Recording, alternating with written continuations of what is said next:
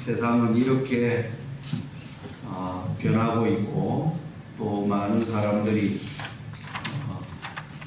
지금 세상에 임할 일들을 바라보면서 굉장히 두려워하는 가운데 사는데 정말 하나님의 교회, 하나님이 이 때에 교회가 세상에 불을 밝히는 정말 등대의 역할. 오늘날 세상 사람들이 정말 불안한 가운데 교회에서 해주는 말씀에 귀를 기울인다면 바로 그런 때를 하나님께서 사실은 내다보시고 예수님의 피로서 교회를 세우셨는데 정말 탄식이 흘러나오는 상황에 있는 것을 오늘 기도로 많이 표현을 해 주셨습니다.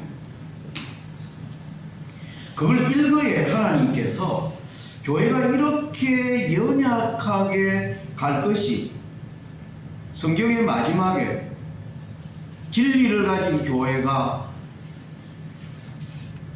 타락하고 그게 요한계시록 10장에 나오는 얘기입니다. 교회가 각종 더럽고 가증한 것들에 모이는 곳이 되고 있고 또 다니엘서에서 우리가 계속 배우는 게 뭐냐 하면 작은 뿔이 계속 교회를 공격하고 나아가 어디까지요? 하늘 성소를 공격하는 그러한 가운데 세상이 있으면서 교회가 연약한 가운데 빠져 있을 것을 세상 교회가 그러한 위치에 있을 것을 하나님 알고 계셨습니다. 제가 연구하면서 정말 여러분들도 느끼시겠지만 놀라는 것이 하나님이 다니엘에게 지금으로부터 2500년 전 여러분 아시는 것처럼 바벨론 시대에서 페르시아, 헬라, 로마 교황권 시대로 그리고 교황권이 죽고 다시 살아나고 그 사이에 미국이라는 나라가 등장하고 이 예언을 2000년 전에 하셨는데 얼마나 정확하게 성취되었습니까?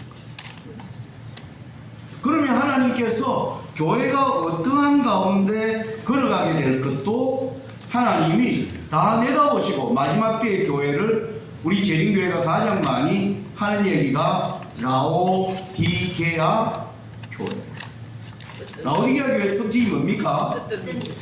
벌거벗 쓰는데 잘 입고 있는 줄 생각하고 그 다음에 뭐예요? 눈 멀었는데 잘 보고 있다고 생각하고 완전히 쪽박찬 거지들인데 나는 부요하여 부족한 것이 없다라고 한다는 것이죠. 그런데 그 라오디게아 교회를 향하여 그 상태에서 빠져나오는 방법이 요한계시록 3장 19절 한번 보겠습니다. 물은 내가 사랑하는 자를 책망하여 징계하노니 그러므로 너가 열심을 내라 회개하라. 볼지어다. 열심을 내고 진정으로 회개하는 사람들이 보라는 게 있어요. 볼지어다. 내가 문 밖에 서서 두드리노니. 예수님이 문 밖에 서서 두드린다는 것은 무슨 뜻일까요? 제가 여러분들에게 지난번에 한번 말씀했는데 기억이 나는지 모르겠습니다. 문 밖에 서서 두드린다. 누가복음 12장으로 가보겠습니다. 12장 35절입니다. 여기는 이 재림을 기다리는 사람들의 모습이 나오는데 허리에 띠를 띠고 등불을 켜고 서 있으라. 너희는 마치 그 주인이 혼인집에서 돌아와 문을 두드리며. 아까 라오디게아 교회에서 빠져나오는 방법이 뭐냐면은 볼지어다. 내가 문 밖에 서서 두드리노니. 여기 보니까 두드리는 얘기가 나와야 안 나와요? 내가 어디에서 돌아와? 혼인집에서 돌아와 문을 두드리면 열어주려고 기다리는 사람과 같이 되라. 여러분 이걸 연결하면 라오디게아 교회 상태에서 빠져나오는 방법 뭘 봐야 되느냐? 혼인집에서 돌아와 문을 두드리는 이 예수님을 이해하는 것이 아주 핵심적이다라고 말씀드릴 수 있습니다. 우리 오늘 여러분들이 저희 부부 보고 계속 하시는 말이 이거 멀리서부터 이렇게 온다고 이렇게 이제 말씀을 하시는데 사실 먼 데서 오죠. 그런데 여기 오는 목적은 딱 하나입니다. 지금 말하는 것처럼 이것을 여러분들과 함께 이해하고 어떻게 교회가 준비되도록 할 것인가. 여러분, 제가 금요일 저녁에 계속 지난 11월부터 지금 4개월에 걸쳐서 계속하는 저녁에 예언을 제가 1부와 2부로 나누어서 제가 전개를 했습니다. 여러분들, 제가 이 2부에 대한 내용을 다음 안식일까지 제가 마무리를 하려고 생각을 하고 있는데요. 좀 정리를 해보면 이렇습니다. 자, 여기 보니까 혼인집에서 돌아와. 혼인집에서 돌아온다. 그러니까 뭐냐면 신랑이신 예수님이 신부를 찾아서 신부집에서 신부와 결혼하는 그것을 하고 돌아와서 문을 두드린다는 것.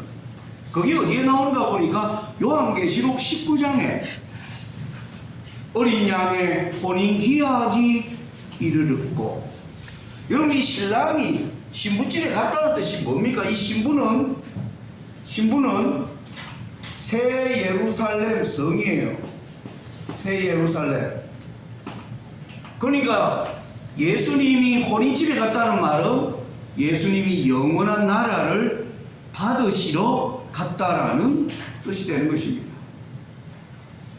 그래서 이 세상이 드디어 예수님이 통치하는 나라가 된다는 것을 알리는 사건이 예수님의 어린 양의 혼인이라고 성경이 말하고 있는 겁니다.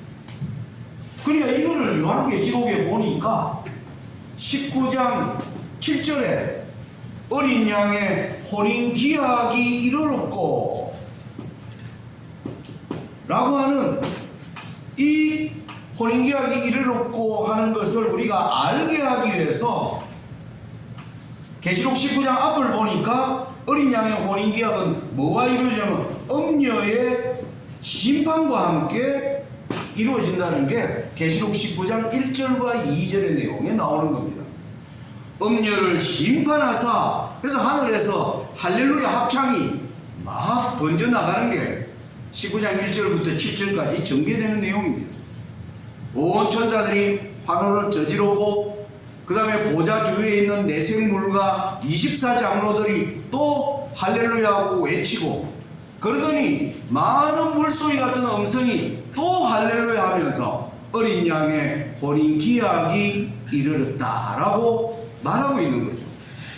그래서 이 내용을 보니까 음녀의 심판과 함께 심판하시고 어린 양의 혼인 기약이 바로 이루어진다는 것을 계시록 19장이 보여주고 있는데, 음녀의 심판을 보여주는 장면이 계시록 17장 18장에 보니까 음녀는 큰 성 바벨론이라고 하고 있고, 큰 성 바벨론은 짐승을 타고 있는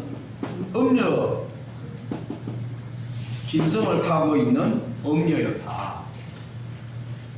그래서 이 짐승의 비밀을 알려주는 게 계시록 17장인데, 이 짐승에게 7머리를 통해서 하나님이 내비게이션처럼 보여주고 있더라는 거예요.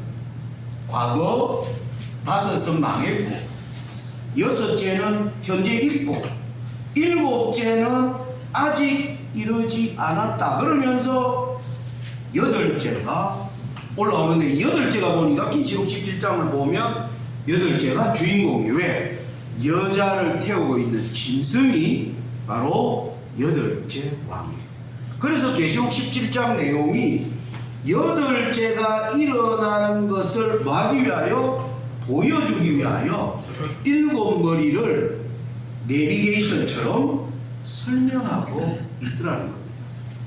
그걸 우리가 해석을 해보니까 우리는 이미 여섯째는 마지막 때에 미국이 있고, 일곱째는 살아난 교황권인데 미국과 교황권이 연합하면 반드시 잠깐 동안이라는 시간이 있으면서 여덟째가 올라온다. 이걸 깨닫는 게 일부였어요. 이걸 여러분들이 잘 연구해서 이해하는 것입니다. 여러분들이 잘 이해했다면 제 아내와 제가 여기까지 온 보람이 있습니다. 근데 그게 없으면요, 우리 정말 힘 빠져요. 저희 심정은 그렇습니다. 네. 자, 2부는 뭔가? 이제 이게 1부예요. 2부는 반드시 잠깐 동안이, 그러면 하나님이 목적지가 가까웠나 봐요. 여러분 보세요. 여행, 우리가 가보지 않은 곳을 여행하는데 목적지로 갈 때, 목적지가 가까울 때 뭐 하는 겁니까? 사단이 그 목적지를 잘 알도록 할까요? 네, 곳곳에 그 목적지를 알지 못하도록 사단의 엄청난 거짓과 방해가 있을 것입니다. 그래서 하나님이 목적지를 설명하는 내용이 반드시 있어야 하는 것입니다. 거기에 보니까 다니엘 11장 40절부터 12장 1절이 바로 반드시 잠깐 동안에 있을, 이걸 깨달으면 이 시간이 지나면 뭐예요? 엄녀의 심판과 어린 양의 혼인이 바로 이루어진다는 것을 아십니다. 그래서 이분은 이 반드시 잠깐 동안에 해당하는 이걸 어떻게 그러면 이해해야 돼요? 이것도 내비게이션입니다. 11장 40절에 남방왕과 북방왕이 싸우면서 북방왕이 남방왕을 복수를 하고, 그리고 41절에 가면 영화로운 땅을 들어가고, 42절에 애굽 땅을 까지 미치고, 43절에는 리비아 사람과 구스 사람이 종이 되고, 이 무슨 소린지 잘 모르겠는데, 우리가 여러분들에게 제가 자주 강조하는 말이 뭐냐면, 예언을 처음부터 뭐 하려고 하지 마라? 해석하려고 하지 마라. 내용을 정확히 이해하자. 자, 그 관점에서 다니엘 11장으로 다시 돌아가 보겠습니다. 이게 이제 2부의 목적입니다. 다니엘 11장 40절 딱 시작해 보면 마지막 때에 이렇게 딱 찍어놨어요. 이때 40절에는 남방왕이 그를 북방왕을 찌르고, 찔린 북방왕이 병거와 마병과 많은 배로 회리바람처럼 자기를 찌른 남방왕에게로 다가와서, 그리고 남방왕의 나라에 들어가는 물이 넘친같이 그 나라를 이제 관통할 것을 얘기하는 겁니다. 그리고 41절에 그가 또 영화로운 땅에 들어갈 것이지, 에돔과 모압과 암몬 자손의 종기한 자들은 그 손에서 벗어날, 무슨 뜻인지는 해석을 못하겠는데 아무튼 자기를 찌른 남방왕을, 북방왕이 뭐 한 겁니까? 복수했어요. 그 북방왕이 영화로운 땅을 들어가서 뭐 하는 겁니까? 이제 자기의 생각대로 해나가는 내용입니다. 42절에 보니까 그가 열국에 그 손을 펴리니 애굽 땅도 면치 못할 것이므로, 북방왕의 영향력이 점점 뭐 하는 겁니까? 커져가는 것입니다. 계속 북방왕이 잘 나가는 거예요. 계속 43절에는 그가 권세로 애굽의 금은과 모든 보물을 잡을 것이요, 리비아 사람과 구스 사람이 그의 시종이 되리라. 아주 승승장구하는 모습을 보여주고 있습니다. 그런데 중요한 게 44절이에요. 그러나 잘 나가고 있는데, 그러나 동북에서부터 소문이 이르러 그로 번민케 하므로 잘 나가던 북방왕을 뭐 하는 겁니까? 번민케 하는 일이 일어난 겁니다. 뭐가 일으킵니까? 동북에서 오는 소문이. 여러분 이게 뭐냐면은 바로 어린 양의 혼인과 관련되어 있는 것입니다. 이건 이제 나중에 제가 다음 주에 연구하면서 요 내용까지 하면서 제가 2부를 마치려고 생각하는 겁니다. 자, 다니엘 11장 4절 12장 1절에 보면 제일 우리에게 뭐냐면 11장 40절부터 43절은요 북방왕이 승승장구하는 장면입니다. 그런데 44절에 와서 뭡니까? 브레이크가 걸려요. 동북에서 들려오는 소문입니다.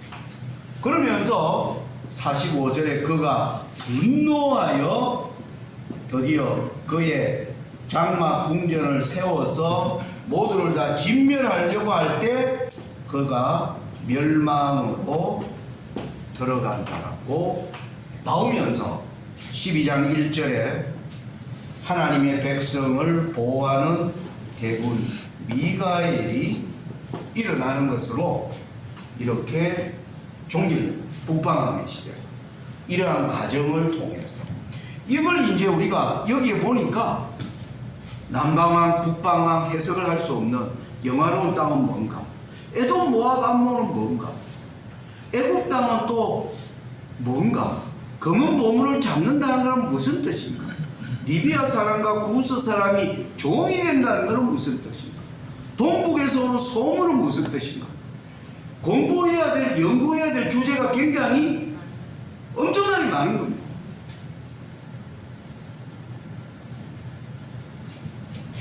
왜 이렇게 많을까요? 우리가 아까 어린 양의 혼인 기약이 이르렀다고 하는 이 목적지를 깨닫기 위해서 하나님이 우리에게 이걸 뭐예요? 연구하도록 그렇게 예언이 기록되어 있다는 사실인 것입니다. 제가 오래전에 제가 해석을 한 게 아니라 예언서를 저는 정말 많이 읽었어요. 저는 이 26살에 영어를 배우러 갔다가 제가 우리 재림 신자가 하나님을 뭐 그전에 전혀 몰랐죠. 영어 배우러 갔다가 우리 재림교회가 운영하는 영어 학원에서 그 목사님으로부터 예언을 배웠습니다. 그 당시 하나님이 존재에 대한 자체에 대하여 제가 뭐라 그럴까요? 그걸 믿지 않는 불신자의 삶을 사는데 예언을 연구하면서 세상을 다스리는 한 분이 계시라는 사실을 제가 굉장한 인상을 받으면서 이제 성경을 계속 연구했고 지금까지 이렇게 이 길을 걸어오게 된 겁니다. 그런데 예언을 연구하면서 저는 예언 연구가 정말 재미있었어요. 다니엘 7장, 8장, 9장으로 전개되는 것, 계시록 12장에서 14장으로 이어지는 미국이 등장하고 이런. 그런데 우리 재림교회가 거기서 딱 더 뭐 어떤 우리 시대에 대한 예언을 가르쳐주지 않는 거예요. 언제까지는 잘 가르치는데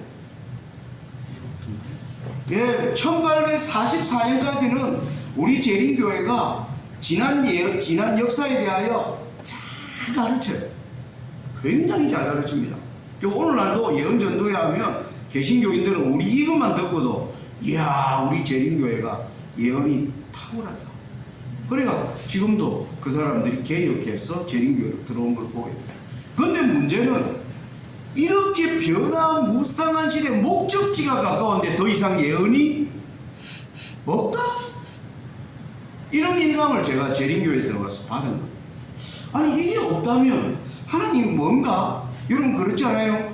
하나님의 목적이 선악의 대쟁투의 맨 마지막 목적지를 우리에게 잘 가도록 하는 게 하나님의 목적 아니겠습니까? 그런데 1844년까지만 보여주고 그 사이에는 마치 미국에서 일요일 시험령이 내릴 거다, 이것만 덩그러하게 예언이 있는 거예요. 이 내비게이션에 1844년 이때 얼마나 세상에 엄청난 변화가 얼마나 많이 일어납니까?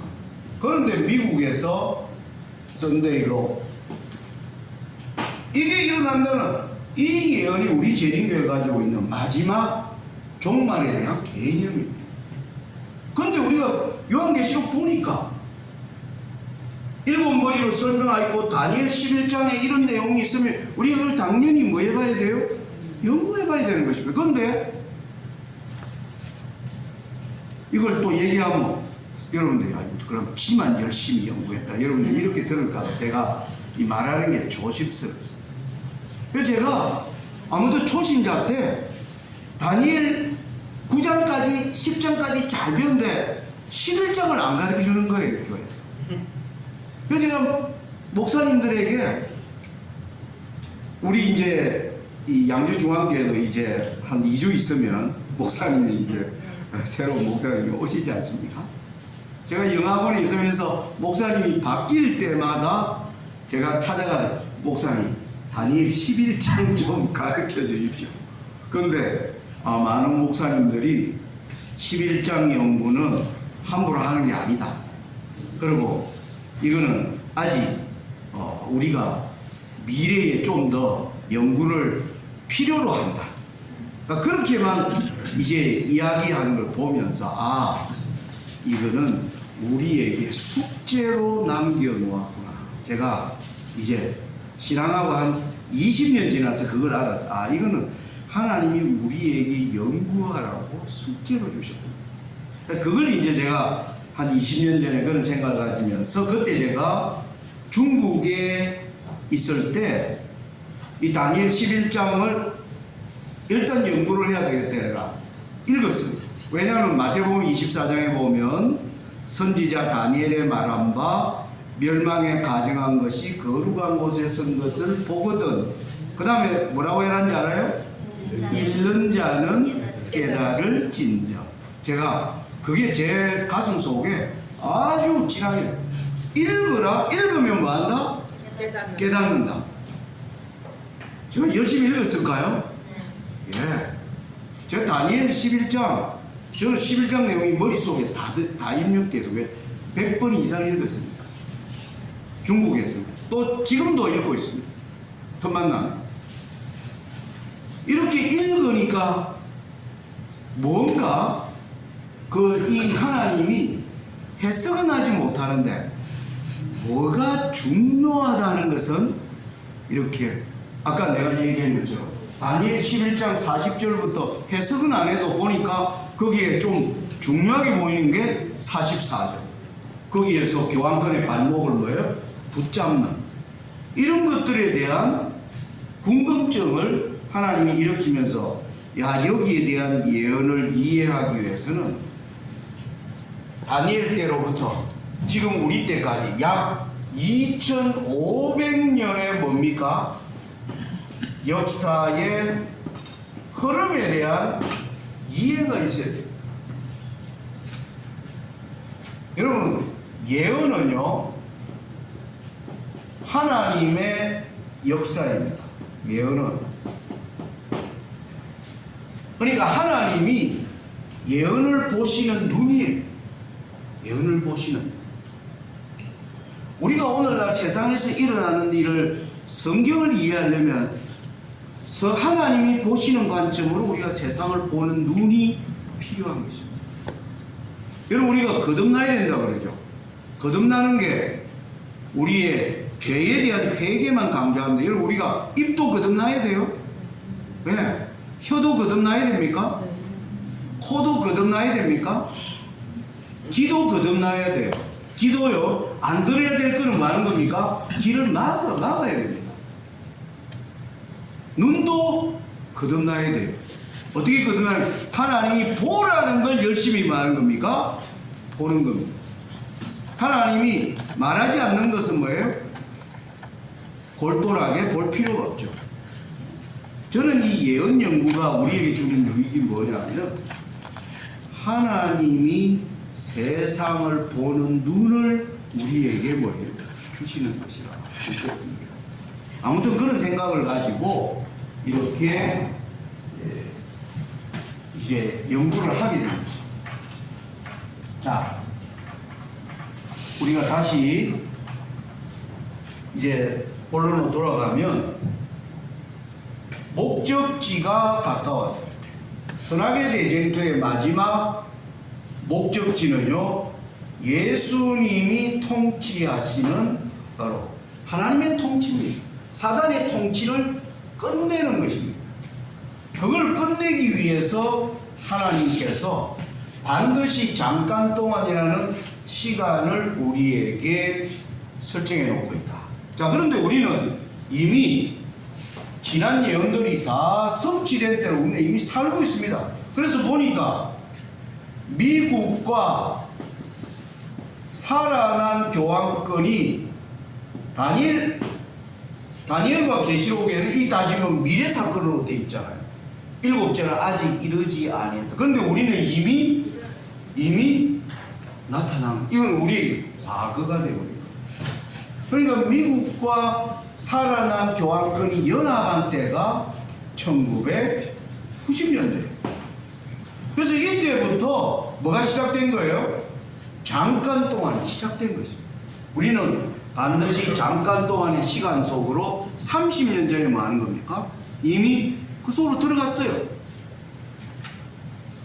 그러면 이 잠깐 동안이 끝나는 때를 알리는 게 뭐예요? 동북에서 오는 소문이. 왜? 교황권이 잘 나가는데 뭐 한 겁니까? 브레이크가 걸리면서 이때 교황권이 멸망으로 들어가기 때문에 그렇습니다. 그래서 이 동북에서 오는 소문이 다니엘 11장 40절부터 12장 1절을 보면 교황권의 멸망을 딱 보여주는 사건이 11장 44절이에요. 동북에서 오는 소문이 그 길을 만들어가는 것입니다. 그러면 우리는 30년 전에 이 예언이 시작된 때를 우리가 살고 있다면 지금 우리는 동북에서 온 소문과 어떠한 지점에 우리가 와 있는가? 이걸 위해서는 11장 40절부터 나오는 남방왕, 북방왕, 영화로운 땅, 에돔, 모압, 암몬, 애굽, 리비아, 구스, 이걸 우리가 뭐 해야 돼요? 이해하고 해석을 해 나가야 되는 것입니다. 그래야 11장 44절의 때가 얼마나 가까웠는가를 우리가 알 수 있게 됩니다. 자, 그래서 이걸 해석하려면 조건이 앞에 11장 1절부터 39절에 대한 이해가 있어야 돼요.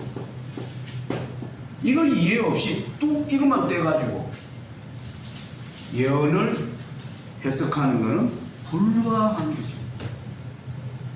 그런데 여기에 나오는 내용은요, 전부 이 지도, 여러분 여기 바로 북아프리카가 있고 오늘날 유럽입니다. 여기에 영화로운 땅이 있어요. 영화로운 땅. 예루살렘이 여기에 있고 에돔, 모압, 암몬이 예루살렘을 중심으로 에돔, 모압, 암몬이 있었어요. 그리고 애굽이 여기 있어요. 리비아는 바로 북아프리카의 서쪽입니다. 그리고 구스는요 바로 홍해의 끝, 여기가 구스예요. 하나님이 이 예언을 푸는데 이쪽의 지리를 이용해서 말씀하고 있다.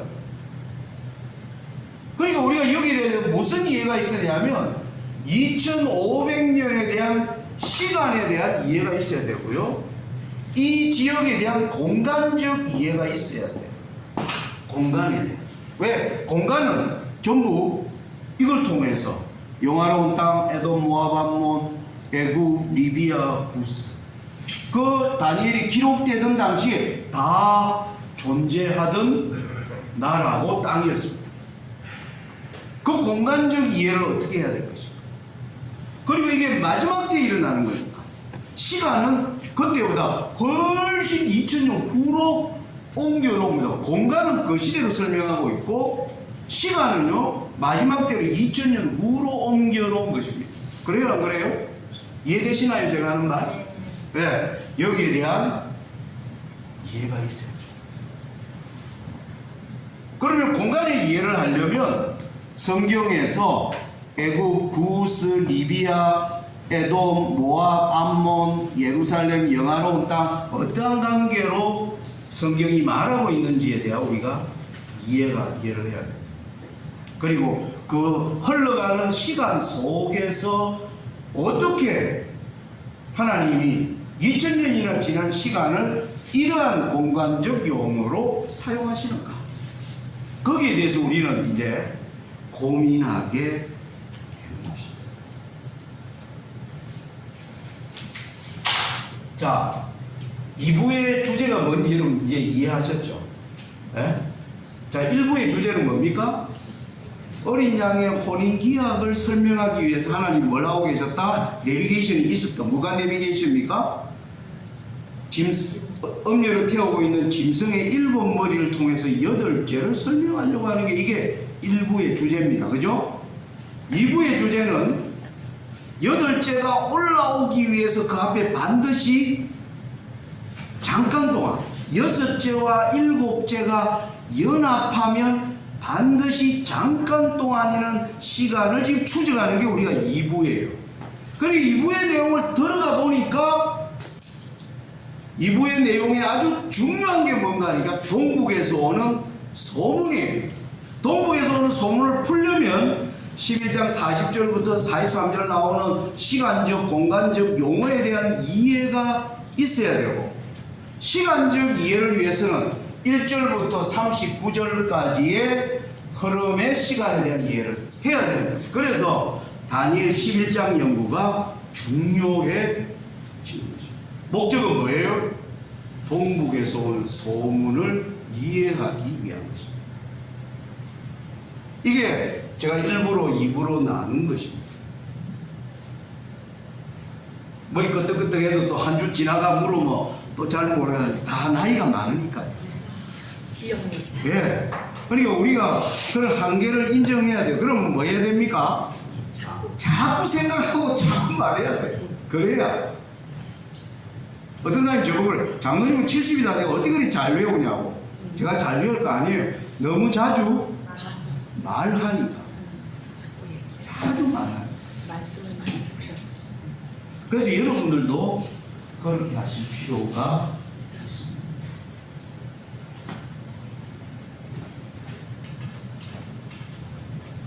자, 11장을 지난번에 30분에 했는데 이거 여러분들이 잘 이해하기 위해서 다시 오늘 이제 정리를 또 한 번 하겠습니다. 여러분 이게 11장을 어떻게 보는 게 중요하냐면 제가 언제나 어떤 말씀 그랬잖아요. 하나님이 어떤 사람을 통해서 열심히 연구하기 위해서 그 사람을 사실 제가 연구한 게 아니고 성령께서 제게 감동하시고 또 저도 그러한 것에 의해서 이제 공부해 온 거를 또 여러분들에게 말해보는데 여러분들이 그걸 참고로 하시라 이 말입니다.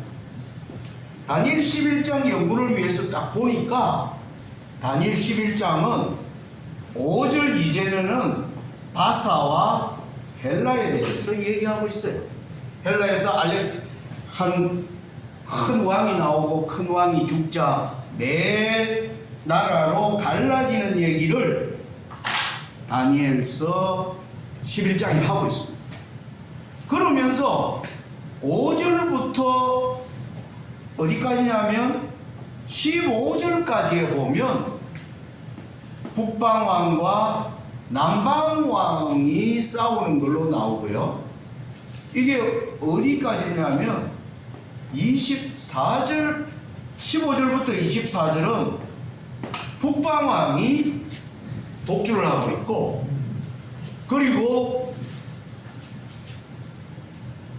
30절에 오면 24절부터 30절을 보면 다시 북방왕과 남방왕이 싸우고, 그리고 39절까지 보면 북방왕이 독주를 하고 있고, 그리고 40절에 와서 뭐 하는 겁니까?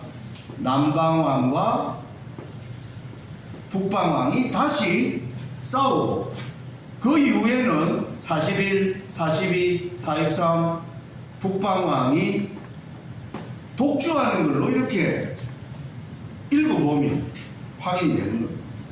자, 그러면 여기서 우리가 분명히 알게 되는 게 뭐냐면, 다니엘 11장을 관통하는 주인공은 북방왕이라는 걸 우리가 알게 되는 것입니다. 그러면 그 사이에 등장하는 남방왕은 무엇을 말하려고 하는가? 이걸 이제 우리가 이해하는데, 여러분 15절과 24절 사이에요 보여줄 수 있는 단서들이 몇 가지 나옵니다. 뭐냐면 20절과 21절이 보여주는 변화가 있어요. 그리고 30절에서 39절도 보면 30절에서 35절, 35절에서 39절의 내용이 분위기가 다른 걸 알 수가 있게 됩니다. 그건 무슨 말이냐면, 여러분 우리가 이 지도로 가면 알렉산더가, 여러분 여기가요 헬라예요. 헬라. 알렉산더가 인도를 포함하는 거대한 제국을 만들었습니다. 그런데 알렉산더가 일찍 죽으면서 이 나라가 남쪽과 북쪽으로 재편돼 버리는데, 이 남쪽과 북쪽으로 나누어진 두 황제들이 싸우는 이야기가 5절부터 15절입니다. 그러니까 이때는 어디에요? 헬라에서 이루어진 나라들이 싸우는 얘기가 5절부터 15절입니다. 그러면 우리는 예언에서 다니엘 7장에서 보면 헬라 다음에 올라오는 게 뭐예요? 로마잖아요. 그래서 이 15절에서 20절은 로마가 올라오는 걸 말하고 있고, 21절부터 24절은 로마를 이어서 교황권이 올라오는 요 과정까지를 이해하는 게 첫째 하나입니다. 요걸 이제 제가 좀 설명해 드릴게요. 다니엘 11장 펴보세요. 보시면 15절에 이에 북방왕은 토성을 쌓고 견고한 성읍을 취할 것이요 남방 군대는 그를 당할 수 없으며 또 그 택한 군대라도 그를 당할 힘이 없을 것이므로 오직 와서 치는 자가 임의로 행하리니. 북방왕과 남방왕의 싸움에서요, 남방왕이 도저히 북방왕에게 이제 뭡니까? 밀리는 장면을 15절이 얘기합니다. 이게 뭐냐면, 남방왕, 북방왕이 계속 싸우다가 드디어 이쪽에서 지중해를 통일한 로마가 뭐 하는 겁니까? 이 전쟁에 뛰어들면서 드디어 로마가 모든 것을 장악하게 되는 얘기가 바로 15절부터 20절까지의 얘기입니다. 로마가 드디어 북방왕의 자리로 올라오는 얘기인데, 20절 한번 보겠습니다. 그 위를 이을 자, 그러니까 북방왕의 위를 이을 자가 토색하는 자. 여러분 성경에 많이 쓰는 단어입니다. 토색하다. 토색은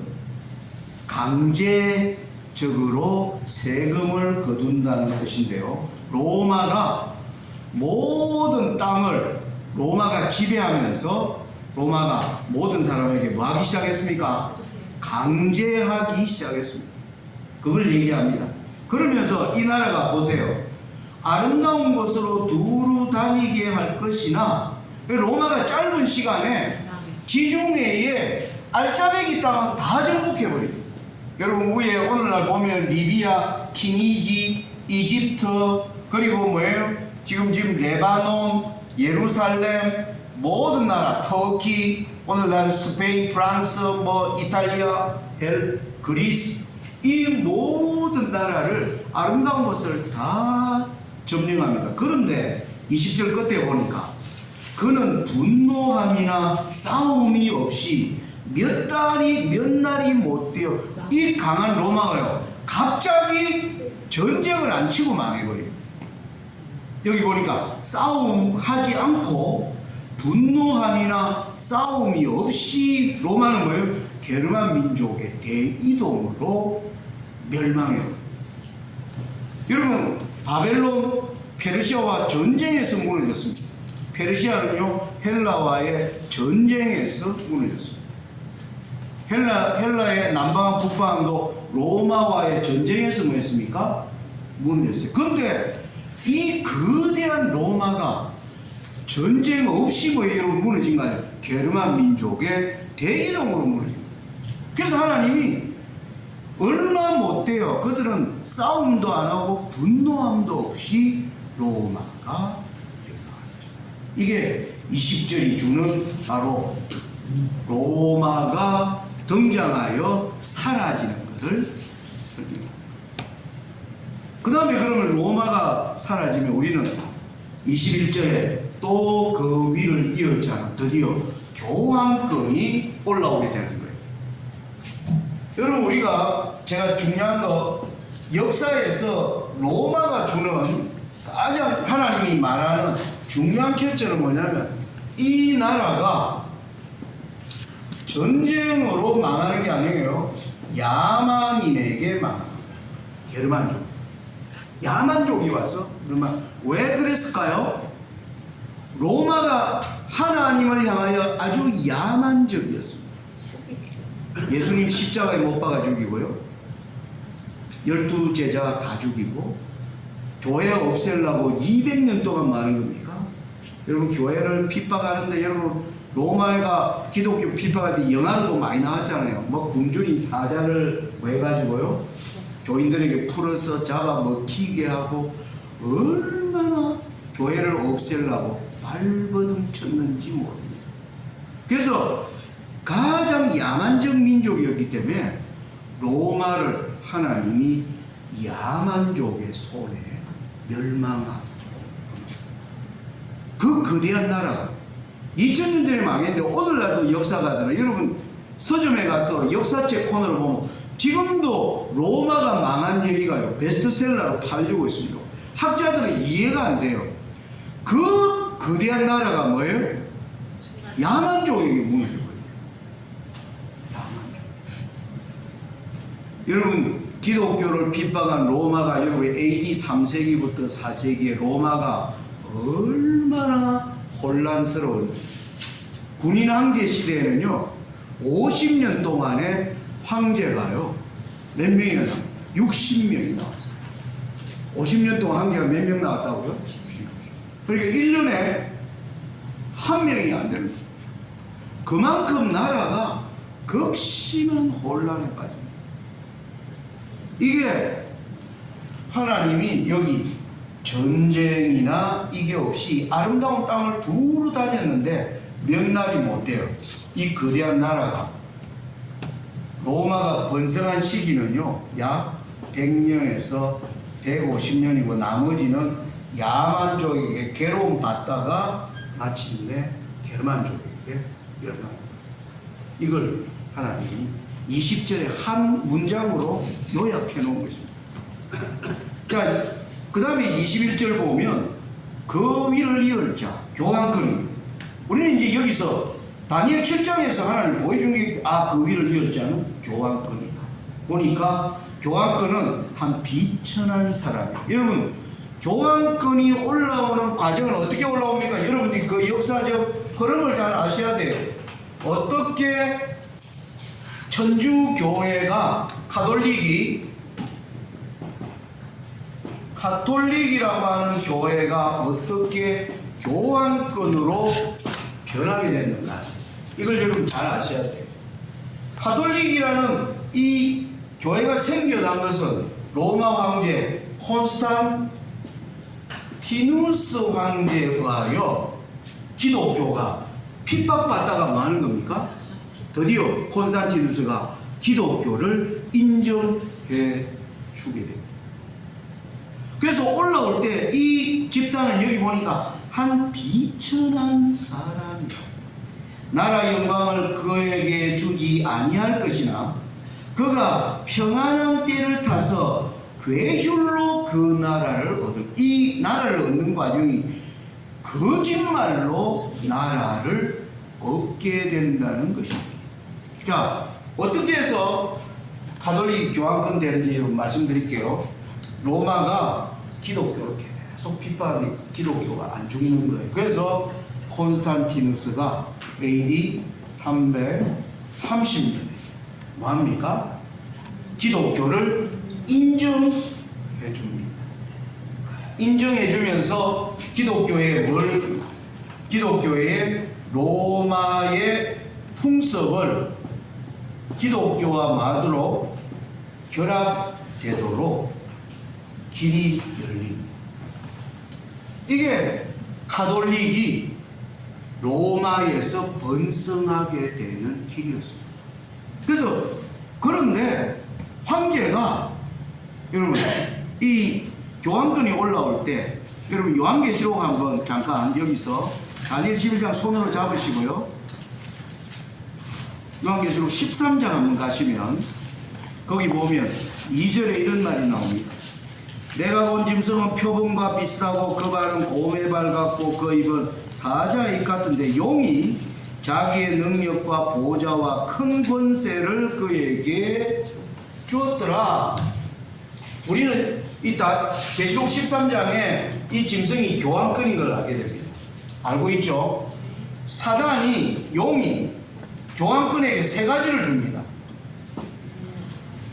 교황권에게 세 가지를, 보좌와 권세. 능력과 큰 권세를 교황권에게 줍니다. 자, 여러분 보좌는 어떻게 받은 줄 압니까? 보좌를 콘스탄티누스가 여기 살고 있었어요. 로마. 그런데 수도를 어디로요? 요 터키 비잔티움으로 수도를 옮겨버립니다. 그러면서 비잔티움을 자기 이름으로 따서 콘스탄티노플이라고 이름하면서 로마의 이 보좌를 누가? 교회에 주고 갑니다. 그래서 그렇게 보좌를 얻게 되었습니다. 그래서 여기 보니까 다니엘 11장에 보니까 괴휼로 얻어요. 기독교를 막기 위해서 교회를 타락시키기 위해서 한 짓입니다. 그래서 교회가 보좌를 얻은 거예요. 그런데 교회가 그 당시 가톨릭 교회가 보좌는 가졌는데 황제가 떠나고 나니까 이 위에는 뭐예요? 게르만족이 있단 말이에요. 북쪽에. 이놈들이 계속 이 로마로 지금 배만 고프면 뭐예요? 위에서 축구 배고프니까. 로마 가면 뭐가 있어요? 따뜻하고 거기에 밥이 있어요. 그러니까 와서 훔쳐가고 그랬는데 어느 날 소문이 황제가 이사를 갔다라는 소문이 들리자 그들이 어떻게 했을까요? 아이고 이제는 살러 가자.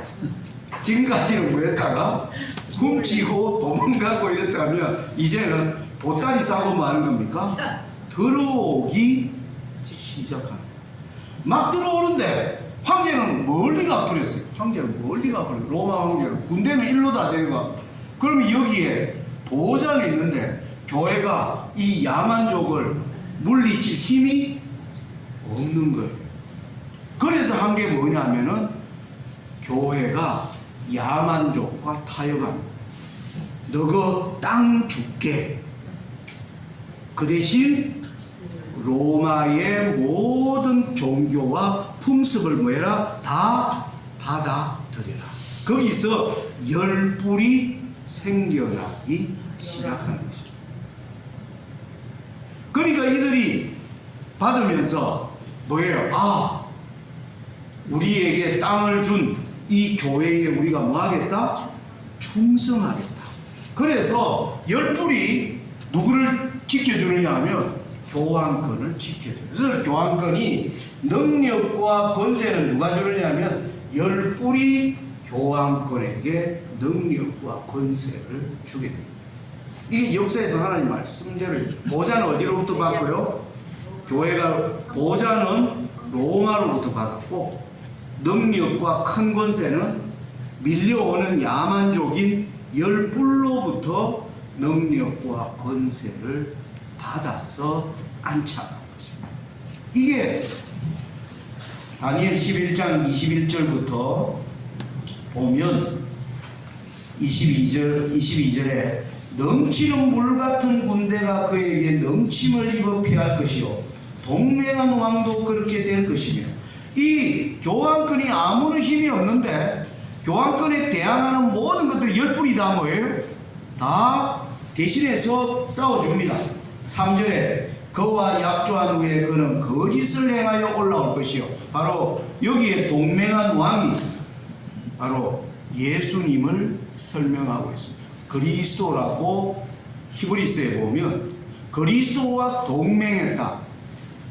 가톨릭이 예수를 위해서 싸운다고 하면서 뭐 하는 겁니까? 예수님의 교회를 거짓으로 망하게 하는 목적을 가진 집단임을 우리가 여기서 보게 됩니다. 그래서 23절에 거짓을 행하여 올라올 것이요 적은 백성을 거느리고 왜? 그래서 성경은 그 나라를 작은 뿔이라고 한 거예요. 올라올 때는 뭐예요? 적게 올라오는데 나중에는 뭐예요? 큰 권세를 행하는 것을 얘기합니다. 그 다음에 24절 그가 평안한 때에 그 도에 가장 기름진 곳에 들어와서 그 열조와 열조의 조상이 행하지 못하던 것을 행할 것이요 지금까지 어떠한 나라도요 정치가 종교적 모습으로 바뀐 적은 전혀 없습니다.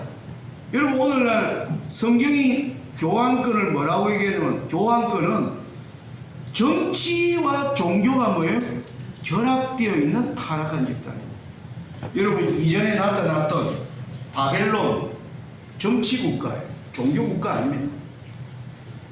페르시아, 헬라, 로마 다 정치적 국가에서 그런데 교황권은 정치적 모습을 가지면서 여전히 종교라고 하는 거짓을 행하고 올라오는 것을 하나님께서 잘 얘기하고 있습니다. 그래서 열불이 들어올 때 여러분 보면 24절 후반에 그는 노력하며 탈취한 재물을 무리에게 흩어주며 모략을 베풀어 얼마 동안 산성들을 칠 것인데 때가 이르기까지 그리하리라. 이 교황권에는 때가 있죠. 한때, 두때, 반때.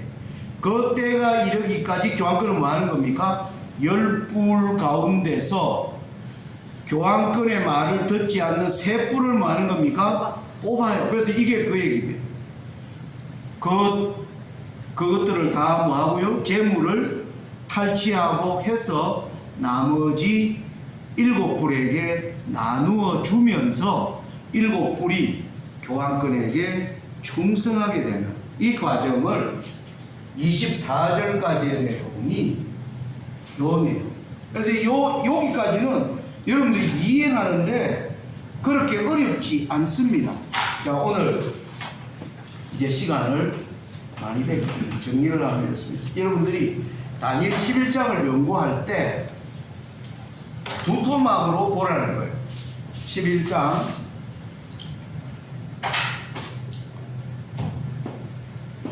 11장 5절부터 39절을 연구하는데 여기서 24절까지를 여러분들이 잘 이해하는 이거는 뭐냐 하면은 아까 셀루쿠스에서 로마에서 교황권으로 권세가 옮겨지는 과정을 설명하고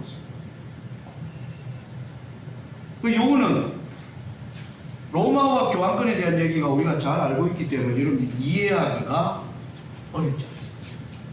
그리고 나서 드디어 교환권이 북방왕이 되고 난 뒤에 마지막 때까지, 그러니까 교환권이 완전히 시작된 게 뭐 AD 6세기죠.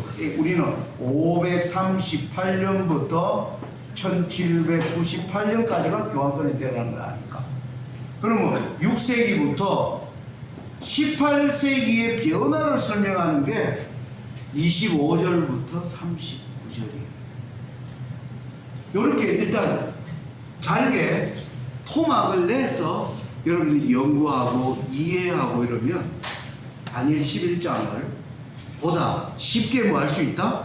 여러분들이 공부할 수 있다라고 말씀드릴 수 있습니다.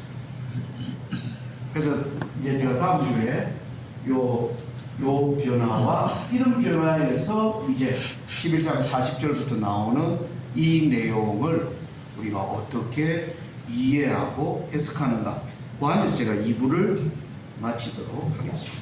아멘. 자, 오늘 말씀 마치면서요, 마태복음 23장 말씀 하나 읽고 마치겠습니다.